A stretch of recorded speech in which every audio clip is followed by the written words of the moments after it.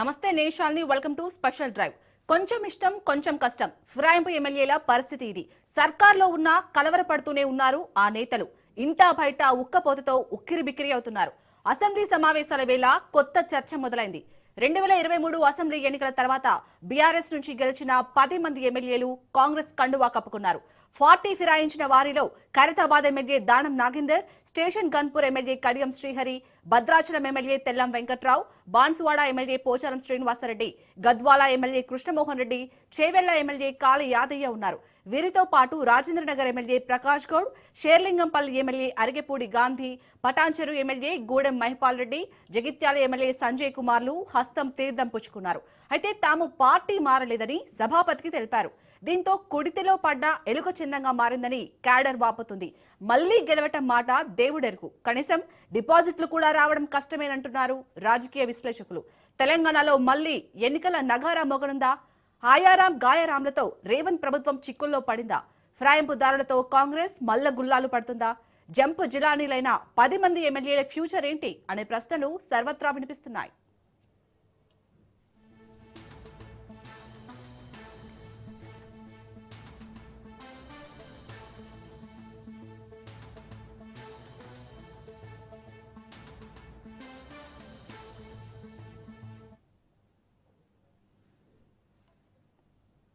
Right, ఇక 10 మంది party ఫిరాయింపుల ఎమ్మెల్యేల గురించి అసలు ఏం తీసుకోబోతున్నారు అనే చర్చనైతే మొదలవుతుంది. దీనికి సంబంధించి పూర్తి డీటెయిల్స్ అలాగే పూర్తి డిస్కషన్ మా ఇన్పుట్ ఎడిటర్ శ్రీకాంత్ చేస్తారు. Srikanth, over to you.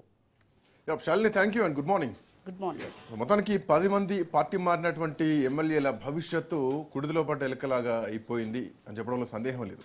సరే, వాళ్ళ దగ్గర ఆధారాలు ఉండొచ్చు, పార్టీ ఫండ్ కట్ అవుతోంది, వాళ్ళ జీతంలో అని ఉండొచ్చు, లేదంటే వాళ్ళు అధికారికంగా మేము బీఆర్ఎస్ పార్టీలోనే ఉన్నాం, కేవలం కండువాలు దేవుని కండువాలు కప్పుకున్నాం అని చాలా రోజుల నుంచి చాలా కామెంట్లు చేసినా కానీ అంటే నియోజకవర్గాల్లో మాత్రం అట్లాంటి పరిస్థితి లేదు. నియోజకవర్గాల్లో కాంగ్రెస్ పార్టీలోకి చేరింది స్పష్టంగా తెలుస్తోంది. అండ్ కొన్ని నియోజకవర్గాల్లో ఆ పార్టీ మారి వచ్చినటువంటి నేపథ్యంలో అక్కడ కాంగ్రెస్ కార్యకర్తలు, అసలైనటువంటి కాంగ్రెస్ కార్యకర్తలు కూడా సాటిస్ఫాక్షన్గా లేని విషయాలు కూడా చాలామంది మాట్లాడుతున్నారు. చాలామంది గ్రౌండ్లో మాత్రం చాలా ఇబ్బందులు ఎదుర్కొంటున్నమాట వాస్తవం. అండ్ కొంతమంది ఈ మధ్యకాలంలో బీఆర్ఎస్ తీర్థం పుచ్చుకోవడానికి కూడా కాంగ్రెస్ పార్టీ నాయకులు, కార్యకర్తలు కొంతమంది సిద్ధమవుతున్నారు. ఆయా నియోజకవర్గాలు ఎక్కడైతున్నాయో ఆ ప్రాంతాల్లో పార్టీ మారినటువంటి ఎమ్మెల్యేల ప్రాంతాలు. సో ఏదేమైనా కానీ 2023లో జరిగినటువంటి ఎన్నికల్లో 64 మంది కాంగ్రెస్ పార్టీ నుంచి గెలిస్తే 39 మంది బీఆర్ఎస్ పార్టీ నుంచి గెలిస్తే ఒక్కరు వామపక్షాల నుంచి గెలిచినటువంటి అభ్యర్థి. సో దీంట్లో 64 + 1 65 కాంగ్రెస్ పార్టీకి ఉంటే 39 బీఆర్ఎస్ పార్టీకి ఉంటే దీంట్లోంచి 10 మంది బీఆర్ఎస్ పార్టీ ఎమ్మెల్యేలు, ఇందాక మీరు పేర్లు మొత్తం చెప్పేశారు. ఈ 10 మందిని విచారణ చాలా రోజుల నుంచి సుదీర్ఘమైనటువంటి విచారణ జరిగింది. ఆఖరికి సుప్రీంకోర్టు మీరు చర్యలు తీసుకోకపోతే మేమే సుమోటోగా తీసుకుంటామంటూ కూడా సెక్రటరీని ఆదేశించినటువంటి పరిస్థితి, అసెంబ్లీ సెక్రటరీని. సో ఇట్లా నేపథ్యంలో స్పీకర్ వీళ్ళపై 5 పైన విచారణ జరిపారు. దీంట్లో ఆ విచారణలో వాళ్ళు బీఆర్ఎస్ పార్టీలోనే ఉన్నారంటూ కూడా ఒక కామెంట్ చేయడం జరిగింది. ఇక నెక్స్ట్ మళ్ళీ బీఆర్ఎస్ పార్టీకి సంబంధించి ఎవరైతే పిటిషన్లు వేసినటువంటి కౌశిక్ రెడ్డి లేదంటే వివేకానంద్ ఉన్నారు, వీళ్ళు ఖచ్చితంగా మేము సుప్రీంకోర్టుకి వెళ్తాం, మళ్ళీ న్యాయస్థానాన్ని ఆశ్రయిస్తామంటూ చెప్పడం జరిగింది. సో ఈ ఎఫెక్ట్ ఇట్లా ఉంటే, సరే టెక్నికల్గా అట్లా ఉంటే ఎందుకు ఈ అంశం ఇప్పుడు మళ్ళీ తెర మీదకి వచ్చిందంటే, మొన్న కేసీఆర్ అసెంబ్లీకి వెళ్తే ఆ 10 మంది ఎమ్మెల్యేలు కనీసం కేసీఆర్ దగ్గరికి వెళ్ళి కరచాలనం చేయలేనటువంటి పరిస్థితి. ముఖ్యమంత్రి రేవంత్ రెడ్డి పోయారు, మిగతా మంత్రులు సీతక్క కానీ ఉత్తమ్ కుమార్ రెడ్డి కానీ అందరూ వెళ్ళారు. అయితే బయటికి మాత్రం ముఖ్యమంత్రి రేవంత్ రెడ్డి వీడియోను రిలీజ్ వాళ్ళే చేశారు, మిగతా వాళ్ళు ఈ వీడియోలు ఏం బయటికి రాలేదు. సో ఈ 10 మంది ఎమ్మెల్యేలు కలవలేదు అని వాళ్ళే చిట్చాట్లో చెప్పినటువంటి పరిస్థితి. చూద్దాం పరిణామాలు ఎట్లా ఉండబోతున్నాయి. కేటీఆర్ కూడా ఈ అంశంపైన చాలా తీవ్రంగానే మాట్లాడుతున్నారు. మా కరెస్పాండెంట్ బ్యూరో చీఫ్ రాజరెడ్డి అందుబాటులో ఉన్నారు. Raja Reddy, good morning. Good morning. So ఏంటి వీళ్ళ పరిస్థితి ఏంటి? కుడితిలో పడ్డ ఎలకన ఆయారాం గాయారాం గతంలో సామెత విన్నాం. సో ఇప్పుడు మళ్ళీ వెనక్కి వచ్చేటువంటి పరిస్థితి లేదు, వాళ్ళు వచ్చినా తీసుకునేటువంటి పరిస్థితి లేదు. ఒక రకంగా రాజకీయ సమాధి అయిపోయారు ఆ 10 మంది. ఇక మళ్ళీ కనీసం ప్రజలు నమ్మే పరిస్థితి లేదు, అక్కడటువంటి క్యాడర్ నమ్మే పరిస్థితి లేదు, మళ్ళీ కేసీఆర్ ఆశీర్వదించేటువంటి పరిస్థితి లేదు. డోర్స్ అన్ని క్లోజ్డ్. తలసాని శ్రీనివాస్ యాదవ్ ఒప్పుకున్నట్టు వీళ్ళు పార్టీ మారని ఒప్పుకోలేనటువంటి పరిస్థితుల్లోకి వెళ్ళిపోయారు. ఏంటి వీళ్ళ పరిస్థితి ఏంటి? మీరు చెప్తున్నట్టుగానే వీళ్ళ పరిస్థితి చూస్తే వడకత్తెరలో పోకచిక్క ఇరికినట్టు ఇరికారు. వీళ్ళు ముందు పోతే నొయ్యి, వెనుక పోతే గొయ్యిలాగా మారింది. మేము కాంగ్రెస్లో ఉన్నామంటే అనర్హత వెంటబడుతుంది, బీఆర్ఎస్లో ఉన్నామని చెప్తున్నా కానీ ఎక్కడ కూడా బీఆర్ఎస్ఎల్పీ మీటింగ్ జరిగింది. బీఆర్ఎస్లో ఉన్నామని చెప్పిన తర్వాత కేసీఆర్ అధ్యక్షతన బీఆర్ఎస్ఎల్పీ మీటింగ్ జరిగింది, ముఖ్య కార్యకర్తల సమావేశం జరిగింది. ఎక్కడ కూడా పార్టీ ఫిరాయించిన ఎమ్మెల్యేలు కనబడలేదు. అదేవిధంగా కేటీఆర్ పలు సందర్భాల్లో బహిరంగ సభలు పెట్టారు. పార్టీ మారిన ఎమ్మెల్యేల కాన్స్టిట్యున్సీకి కూడా వెళ్ళారు. ఆ బహిరంగ సభలో కూడా బీఆర్ఎస్ నుంచి ప్రాతినిధ్యం వహిస్తున్న ఎమ్మెల్యే బీఆర్ఎస్ సభలకు సమావేశాలకు ఎక్కడ కూడా అటెండ్ కాలేదు. ఈ యొక్క నేపథ్యంలో మేము బీఆర్ఎస్లోనే ఉన్నామని స్పీకర్కి చెప్పడము, అంతేకాకుండా బీఆర్ఎస్ ఎల్పీకి మా ఫండ్ పోతుంది, నెలకు 5,000 రూపాయలు మేము ఇస్తున్నాము, మా దగ్గర నుంచి కట్ అవుతున్నాయనేది కూడా స్పీకర్కు వాంగ్మూలం ఇచ్చారు. ఈ యొక్క నేపథ్యంలో స్పీకర్ కూడా ఇవన్నీ పరిగణలోకి తీసుకొని టెక్నికల్ అంశాలను చూసి కొంతమంది ఎమ్మెల్యేలను బీఆర్ఎస్లోనే ఉన్నారు అనేది కూడా చెప్పారు. ఈ యొక్క నేపథ్యంలో మరి బీఆర్ఎస్లో ఉన్నప్పుడు బీఆర్ఎస్ నిర్వహించే సమావేశాలకు సభలకు ఎందుకు రారు అనేది కూడా పెద్ద క్వశ్చన్ మార్క్ ఉంది. అయితే ప్రజలు వీటిని పూర్తిగా కులంకుశంగా క్షుణ్ణంగా చూస్తున్నారు, అబ్జర్వ్ చేస్తూ ఉన్నారు. ఇప్పుడు ఉన్నటువంటి 10 మంది ఎమ్మెల్యేలు ఒక దానం నాగేందరే నేను కాంగ్రెస్లో ఉన్నానని చెప్తున్నాడు. దానం నాగేందర్ చెప్పడానికి కారణం ఏంటి? దానం నాగేందర్ కాంగ్రెస్ బీఫారం మీద గెలిచారు కాబట్టి ఒప్పుకోవాల్సిన పరిస్థితి, అక్కడ ఉప ఎన్నిక వచ్చేటువంటి పరిస్థితి కూడా కనిపిస్తోంది. బట్ ద పాయింట్ ఏంటంటే ఇక్కడ ఇంకొక ఇంపార్టెంట్ థింగ్ ఏంటంటే ఈ 10 మంది కాంగ్రెస్ ఎవరైతే బీఆర్ఎస్ పార్టీలో గెలిచి కడియం శ్రీహర్ లాంటి నాయకులు కానీ మిగతా ఈ 10 మంది ఎవరైతే ఉన్నారో అక్కడ గతంలో వీళ్ళు బీఆర్ఎస్ పార్టీలో ఉన్నారు కాబట్టి ఆ క్యాడర్ కాంగ్రెస్ క్యాడర్ అంతా కూడా వాళ్ళని తిడుతూ ప్రెస్ మీట్లు పెట్టారు, వాళ్ళని విమర్శిస్తూ ప్రెస్ మీట్లు పెట్టారు. బట్ అదే కార్యకర్తల స్థానంలోకి అదే కార్యకర్తల ప్రాంతంలోకి బీఆర్ఎస్లో గెలిచి వీళ్ళు కాంగ్రెస్ పార్టీలోకి వచ్చారు. బయటికి చెప్పుకోలేకపోయినా కానీ కార్యకర్తలంతా నాయకులంతా ఇబ్బందులు పడుతున్నారు. కనీసం అంటే పాత తిట్టిన పగను ముందు పెట్టుకొని వాళ్ళకి అవకాశాలు రాణిస్తలేరు. చిన్న చిన్న కార్పొరేషన్ పదవులా లేదంటే లైబ్రరీ పదవులా అట్లాంటివి కూడా మాకు ఇచ్చేటువంటి పరిస్థితి లేదంటూ కూడా కార్యకర్తలు ఇబ్బందులు పడుతున్నారు. అండ్ దీనికి సాక్ష్యం ఏంటంటే గతంలో మాజీ ఎమ్మెల్సీ జీవన్ రెడ్డి వర్సెస్ సంజయ్ ఇద్దరి మధ్య ఒక పెద్ద యుద్ధమే జరిగింది. ఆఖరికి జీవన్ రెడ్డి మనిషిని మర్డర్ చేశారు. పోలీసులకు మీ ముందు ప్రాణభయం ఉందని చెప్పినా కానీ పట్టించుకోలేదంటూ చాలా పెద్ద కామెంట్లు చేశారు. పార్టీ మారొచ్చిన వాళ్ళతో ప్రమాదాలు ఉన్నాయని చెప్పేసి. సో ఇట్లాంటి పరిస్థితులు కూడా ఉన్నాయి కదా నియోజకవర్గాల్లో. ఖచ్చితంగా వీళ్ళు ఏంటంటే పచ్చగడ్డిలో అగ్గిపుల్ల వేస్తే బగ్గువన్నంత వైరుధ్యాలు నియోజకవర్గాల్లో ఉంటాయి. ఎందుకంటే ప్రధాన ప్రతిపక్షం బీఆర్ఎస్, అధికార పార్టీ కాంగ్రెస్, వీళ్ళంతా కూడా ఎన్నికల ముందు 2023లో ఎన్నికల్లో ప్రత్యర్థులుగా తలపడ్డారు. వాళ్ళ కార్యకర్తల వర్గం వేరు, వీళ్ళ కార్యకర్తల వర్గం వేరు, వాళ్ళ పార్టీ వేరు, వీళ్ళ పార్టీ వేరు. అయితే ఇప్పుడు ఈ 10 నియోజకవర్గాల్లో మీరు చెప్తున్నట్టు జగిత్యాల్లో మర్డర్ దాకా వేయింది. మర్డర్ చేసిన వ్యక్తి పార్టీ ఫిరాయించినటువంటి సంజయ్ అనేది కూడా జీవన్ రెడ్డి సంచలన కామెంట్ చేశారు. నాకు ఆ మర్డర్తో ఏం సంబంధం లేదని సంజయ్ చెప్పుకొచ్చారు. కానీ పార్టీ ఫిరాయించినటువంటి నేతలు ఎవరైతే ఉన్నారో వాళ్ళు బీఆర్ఎస్ నుంచి వెళ్ళి కాంగ్రెస్లోకి వచ్చే వరకు కాంగ్రెస్ క్యాడర్ కానీ అక్కడ కాంగ్రెస్ నుంచి వెళ్ళి పోటీ చేసి ఓడిపోయినటువంటి నేతలు కానీ ఎవరు జీర్ణించుకోవట్లేదు. ఎందుకంటే వాళ్ళ మీదే యుద్ధం చేశాము, వాళ్ళ మీదే తలపడ్డాము, వాళ్ళని ఓడించాలని చూశాము, కానీ మేము ఎన్నికల్లో ఓడిపోయాము. అయితే వాళ్ళని దగ్గర తీయడం వల్ల మొత్తం కాంగ్రెస్ క్యాడర్ను అస్తవ్యస్తం చేస్తున్నారు, కాంగ్రెస్ క్యాడర్ను కిల్ చేస్తున్నారు. బీఆర్ఎస్ నుంచి ఉన్నటువంటి క్యాడర్నే మళ్ళీ కాంగ్రెస్లో తీసుకొచ్చుకుంటున్నారు, వాళ్ళకే పదవులు ఇస్తున్నారు, వాళ్ళకే పెద్దపీట వేస్తున్నారు. నిజమైన ఒరిజినల్ కట్టర్ కాంగ్రెస్ నాయకులకు ఎక్కడ కూడా న్యాయం జరగట్లేదు అనేది కూడా కాంగ్రెస్ సీనియర్ నేత ఎమ్మెల్సీ ఈ 10 నియోజకవర్గాల్లో ఇట్లాంటి పరిస్థితి కనబడ్డదని కూడా చెప్పుకోవచ్చు. ముఖ్యంగా చూసుకున్నట్టయితే జగిత్యాల్లో ఇదైతే తీవ్రతరం జరుగుతుంది, తీవ్రమైపోయింది. జగిత్యాల విషయానికి వస్తే వర్గ విభేదాలు, అంతేకాకుండా టికెట్ల విషయంలో కూడా గందరగోళము, ఇదంతా కూడా జరుగుతుంది. జీవన్ రెడ్డి ఫ్లెక్సీని కాదని ఏకంగా కాంగ్రెస్ లో సంజయ్ ఫ్లెక్సీ పెట్టడము, సంజయ్కి సంబంధించినటువంటి ఫ్లెక్సీలను చూపించడము, ఇవన్నీ కూడా జరిగితే కాంగ్రెస్ క్యాడర్ ఎవరు కూడా జీర్ణించుకోవట్లేదు. ఏదైతే మనము వ్యతిరేకంగా పోటీ చేశామో, వ్యతిరేకంగా ఆ పార్టీకి సంబంధించిన కార్యకర్తలు ఇంకో కీలకమైనటువంటి అంశం, మంది పార్టీ మారారు, పార్టీ మారలే అని చెప్పేసి వాళ్ళే అంటున్నారు, వాళ్ళు మాకు మద్దతుదారులుగా ఉన్నారని చెప్పేసి పిసిసి అధ్యక్షుడే మాట్లాడుతున్నారు. అంతకుముందు రేవంత్ రెడ్డి ఒక మాట అంటారు, ఒక గేట్ ఎత్తితేనే ఇంతమంది, పూర్తి గేట్లు ఎత్తితే మొత్తం ఖాళీ అవుతుంది అని చెప్పేసి. మోరోవర్ ఇది సుప్రీంకోర్టు పరిధిలో ఉండగానే అసలు పార్టీ మారలేదు, వాళ్ళకు మద్దతుగా ఉన్నారు, వాళ్ళు మా ప్రభుత్వానికి మద్దతుగా పనిచేస్తున్నారు, ఉప ఎన్నికలు రావు ఏం రావు అంటే సుప్రీంకోర్టే ముట్టుకాయలు ఇచ్చినటువంటి పరిస్థితి. ఎందుకంటే ఇంత గ్రౌండ్ లెవెల్లో పార్టీలో ఇన్ని చీలికలు వస్తున్నాయి.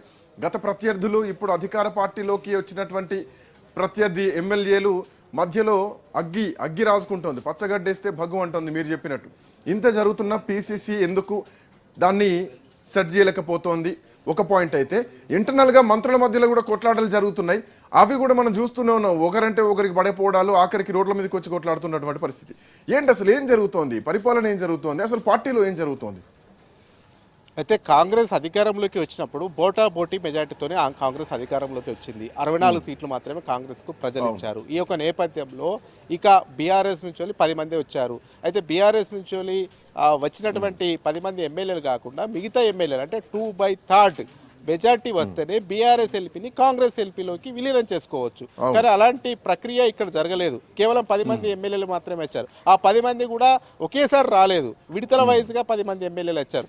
వచ్చిన తర్వాత కూడా వాళ్ళు చెప్పారు, మా నియోజకవర్గ అభివృద్ధి కోసమే పార్టీలో చేరుతున్నారని చెప్పారు. కొంతమంది ఎమ్మెల్యేలు ఏకంగా గాంధీ భవన్లో మీటింగులు జరుగుతూ కూడా వచ్చారు. అదేవిధంగా కొంతమంది ఎమ్మెల్యేలేమో కాంగ్రెస్ సభలలో కూడా ప్రత్యక్షమయ్యారు. కొంతమంది ఎమ్మెల్యేలేమో ఎంపీ ఎలక్షన్ల ప్రచారంలో కూడా చేశారు. కడియం శ్రీహరి చూసుకుంటే బీఆర్ఎస్ ఎమ్మెల్యే గెలిచాడు. వాళ్ళ డాటర్కు ఎంపీ టికెట్ కాంగ్రెస్ నుంచి ఇప్పించాడు. వాళ్ళ డాటర్ గెలవడానికి కూడా పెద్ద ఎత్తున కాంగ్రెస్ కండువా వేసుకొని కాంగ్రెస్కు ఓటు వేయండి అని కూడా ప్రచారం చేశాడు.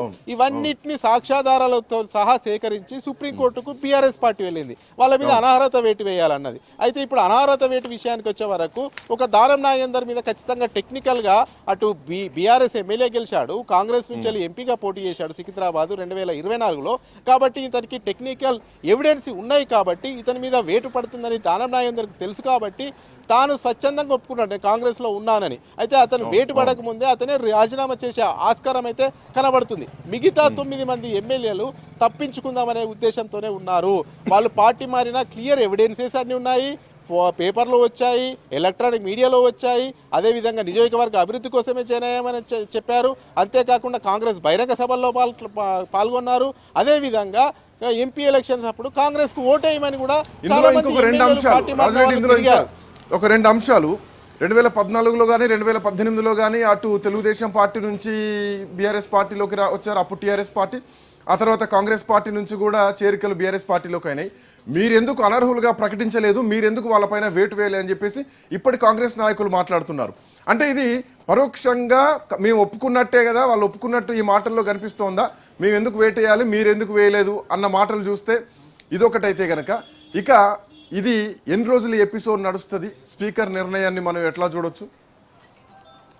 ఇది స్పీకర్కి సంబంధించినటువంటి విచక్షణ అధికారం ఉంటుంది. స్పీకర్ నిర్ణయం ఫైనల్, ఇందులో ఎవరు జోక్యం చేసుకోవడానికి వీలుండదు. అయితే స్పీకర్ కనుక త్వరితగతిన జోక్యం చేసుకోకుండా త్వరితగతిన నిర్ణయం తీసుకోకపోతే కోర్టులు స్పీకర్కు సూచన చేస్తాయి, మీరు తొందరగా నిర్ణయం తీసుకోవాలి, వాళ్ళపైన ఏదో ఒకటి తేల్చాలని ఆ కోర్టు మాత్రము ఆ స్పీకర్కు సూచనలు చేస్తాయి. అయితే మీరు అంటున్నటువంటి పాయింట్ ఏంటంటే 2014లో బీఆర్ఎస్ ఈ యొక్క ఫిరాయింపులకు ప్రోత్సహించింది. అప్పుడు అపోజిషన్ లీడర్గా జానారెడ్డి ఉండే.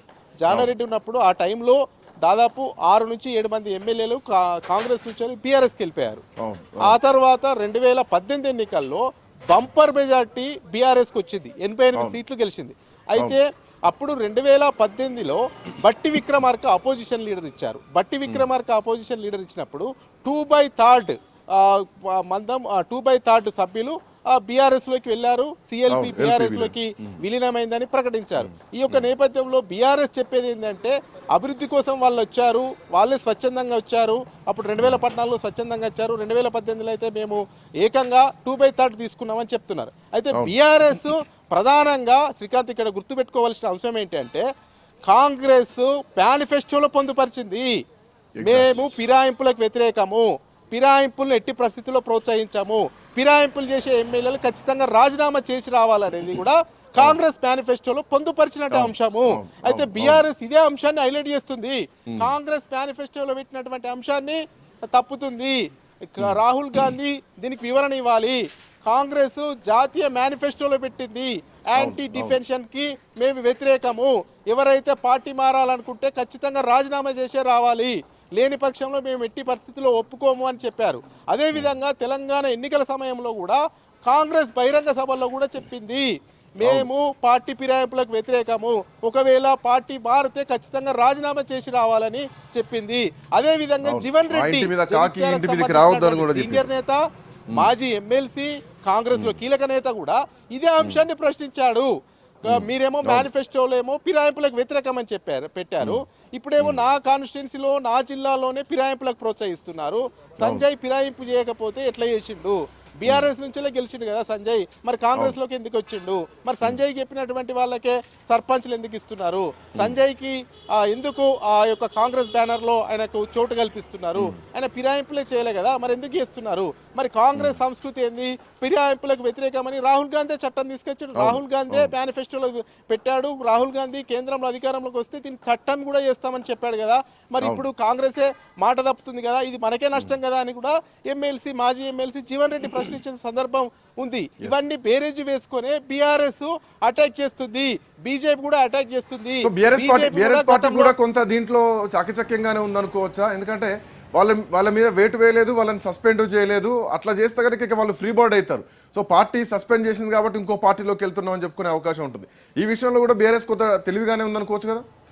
ఖచ్చితంగా ఇప్పుడు పార్టీ నుంచి మనము బహిష్కరిస్తే ఆ పార్టీకి సంబంధం లేనట్టు అవుతుంది కాబట్టి ఆయన ఇండిపెండెంట్గా ఉంటాడు కాబట్టి అతను ఏ పార్టీలోకి పోయినా కానీ వీళ్ళు ఆర్గ్యూ చేసే అవకాశం ఉండదు, వీళ్ళు కోర్టుకు పోయే అవకాశం ఉండదు. కాబట్టి ఆ బీఆర్ఎస్ ఖచ్చితంగా వీళ్ళను ఏదో ఒకటి నిర్ణయం తీసుకోవాలి, వీళ్ళపైన చర్యలు పడాలి, ఇది దేశానికే ఆదర్శం కావాలి అనేది ఉద్దేశంతోనే సుప్రీంకోర్టుకు పోయామనేది కూడా బీఆర్ఎస్ చెప్తుంది. అదేవిధంగా బీజేపీ కూడా ఒకటే చెప్తా ఉంది, మాకు గతంలో కూడా పార్టీ మారారు, కోమటిరెడ్డి రాజగోపాల్ రెడ్డి పార్టీ మారాడు, పార్టీ మారినప్పుడు రాజీనామా చేసే మా పార్టీలోకి రావాలని చెప్పాము. కోమటిరెడ్డి రాజగోపాల్ రెడ్డి కూడా రాజీనామా చేసిండు. మునుగోడు బై ఎలక్షన్స్లో కొట్లాడినాం, ఓడిపోయినామని బీఆర్ఎస్ చెప్తుంది. అయితే బీజేపీ చెప్తుంది, బీజేపీ ఒకటే చెప్తా ఉంది, బీజేపీ కూడా మీరు మేనిఫెస్టోలో పెట్టిందే ఉల్లంఘిస్తున్నారు, ఇది దేశవ్యాప్తంగా కాంగ్రెస్కు డ్యామేజ్ అవుతుంది, రాహుల్ గాంధీ కనువిప్పు కావాలనేది ఇటు బీఆర్ఎస్ కానీ ఇటు బీజేపీ కానీ చెప్తున్నటువంటి వాదన.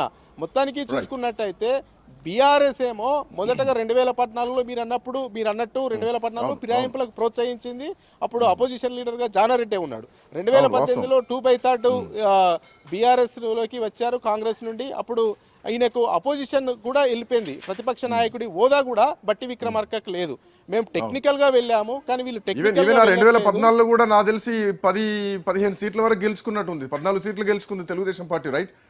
దాంట్లో ఫైనల్ గా మళ్ళీ ముగ్గురే మిగిలారు. I think Sandra Venkata Veeraiah, Revanth Reddy, R Krishnaiah అనుకుంటా.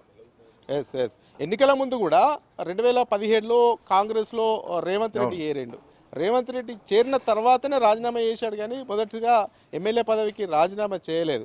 ఆ రాజీనామా కూడా స్పీకర్ ఫార్మెట్లో లేదు, చంద్రబాబు నాయుడుకు ఇచ్చేచ్చిండు అనేది కూడా కాంగ్రెస్ వాదన. ఓవరాల్ గా బీఆర్ఎస్ వాదన. ఓవరాల్ గా చూసుకున్నట్టయితే బీఆర్ఎస్ ఎమ్మెల్యేలు మా పార్టీ నుంచే అటు వెళ్ళారు, వాళ్ళు ఇప్పుడు వెళ్ళినటువంటి ఎమ్మెల్యేల సంకట పరిస్థితిలో ఉంది. ఇటు బీఆర్ఎస్ వాళ్ళు ఆదరించారు, ఇటు కాంగ్రెస్ వాళ్ళు ఆదరించారు. కూడిదిలో పడ్డటువంటి పరిస్థితి వాళ్ళకి ఎదుర్కొంది.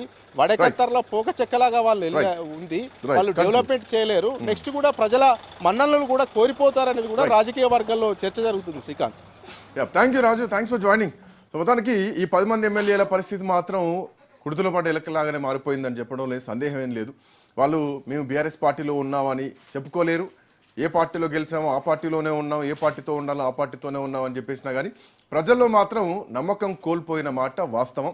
ఇక ఈ 10 మంది ఎమ్మెల్యేల పరిస్థితి ఎట్లా ఉండబోతుంది ఏంటి? టెక్నికల్గా స్పీకర్ నిర్ణయం అనుకున్న టెక్నికల్గా వాళ్ళపైన వేటు వేసే పరిస్థితులు ఎంతవరకు ఉంటాయి, ఏంటంటే రాజకీయాల్లో ఏం జరుగుతుంది, ఎట్లాంటి పరిణామాలు ఉంటాయో మనకు తెలిసి ఎన్నికల వరకు కూడా ఈ అంశాన్ని సాగదీస్తూ ఉంటారు. బట్ ఖైరతాబాద్కి మాత్రం ఉప ఎన్నిక వచ్చేటువంటి అవకాశాలు తొందరలోనే కనిపిస్తున్నాయి ఉన్న పరిస్థితులు చూస్తే కనుక. చూద్దాం ప్రజల నిర్ణయాలు ఎట్లా ఉండబోతున్నాయో.